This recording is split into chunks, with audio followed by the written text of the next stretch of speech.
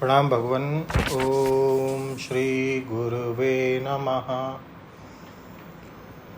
ओम चैतन्यं शाश्वतं शांतं व्योमातीतं निरंजनं नादबिन्दुकलातीतं तस्मै श्री गुरुवे नमः। ओम शांति शांति शांति। ओम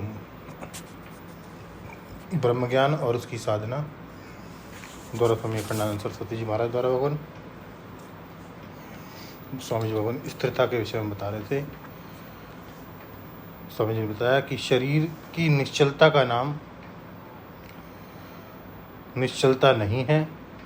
गुरु और वेदांत के वचन से तत्व में जो अपनी दृढ़ निष्ठा है उसका नाम स्थिरता है। अब आगे स्वामी जी कहते हैं कि एक बात आपको यह सुनाने की है कि यह जो वेदांतवाद है उसमें कहीं भी समन्वय नहीं है। माने सब साधन समान हैं, ऐसा इसमें नहीं है। साधनों में भी तारतम्य है, उसको समझना पड़ता है।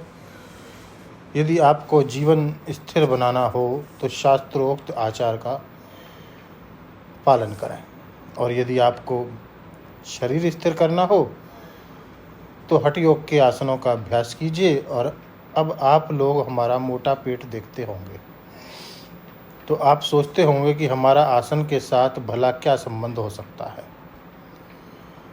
हम पहले आसन करते थे, हमने भी सिद्धासन, पद्मासन, वीरासन, भद्रासन, मयूरासन, उष्ट्रासन आदि 33-34 आसनों का अभ्यास किया था, और तब पेट भी नहीं बढ़ा था।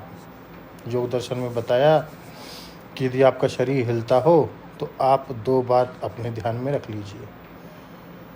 एक तो प्रयत्न शैथिल्य और दूसरी अनंत समापत्ति।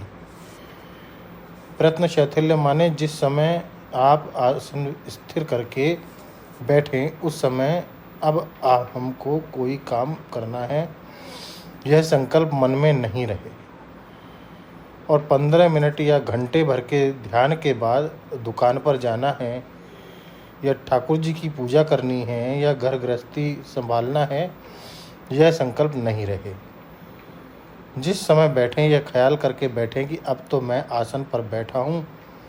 यदि ईश्वर हमें अपने पास बुला ले, यह हमारी ऐसी समाधि लग जाए जो कभी ना टूटे, तो बाल बच्चों की, घर द्वार की कोई फिक्र नहीं है। अब तो हम बैठते हैं, यह टोना टोटका है, जादू का खेल है। आप यह संकल्प करके बैठ जाइए, आपका शरीर बिल्कुल नहीं हिलेगा। हम तो श्री उड़िया बाबा जी महाराज के साथ रहे हैं ना भाई। वे तो आसन पर बैठ जाते थे तो 12 घंटे उनको पाँव बदलने की जरूरत ही नहीं होती थी।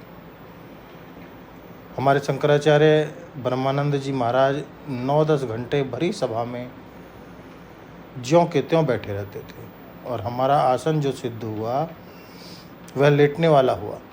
लेकिन आपको यह बता देता हूँ कि हमको सिद्ध तो है लेटने वाला आसन, पर जब हम भागवत सप्ताह के लिए बैठते हैं ना तो बिना अभ्यास के ही हमारा आसन सिद्ध हो जाता है।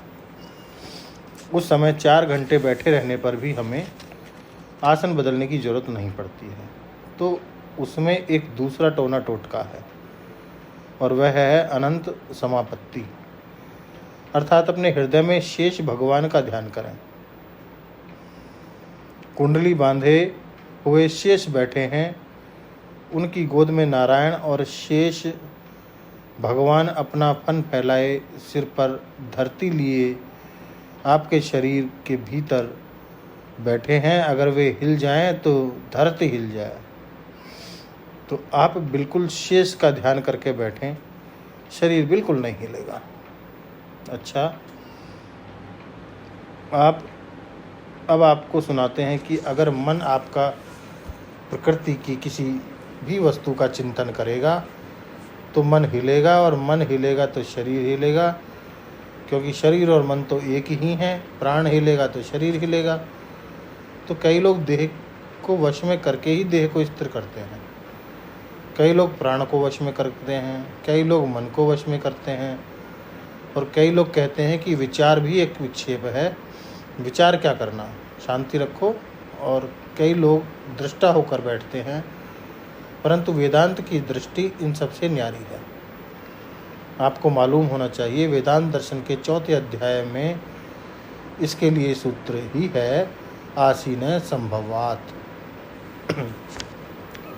बैठकर वेदांत विचार करना चाहिए। अब इसकी विस्तृत व्याख्या लेते हैं भगवान अगले सत्संग में। आसीन संभवात। ओम शांति ही शांति ही शांति। प्रणाम भगवान।